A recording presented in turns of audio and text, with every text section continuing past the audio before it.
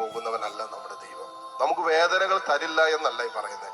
നമുക്ക് സഹനങ്ങളോ സങ്കടങ്ങളോ ഒന്നും തരില്ല എന്നല്ലേ പറയുന്നത്. പ്രലോഭനങ്ങൾ അനുവദിക്കുന്നില്ല എന്നല്ല പറയുന്നത്. നമുക്ക് ദുഃഖങ്ങളും കണ്ണുനീരിന്റെ അനുഭവങ്ങളൊന്നും തരില്ല എന്നല്ല പറഞ്ഞത്.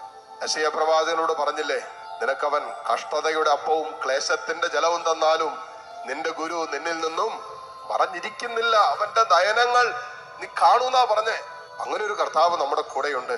അതുകൊണ്ട് ഇന്നലകളിൽ പ്രവർത്തിച്ച് അത്ഭുതം ചെയ്ത കർത്താവ് ഇന്ന് അത്ഭുതം ചെയ്യാൻ കഴിവുള്ളവനാണ്.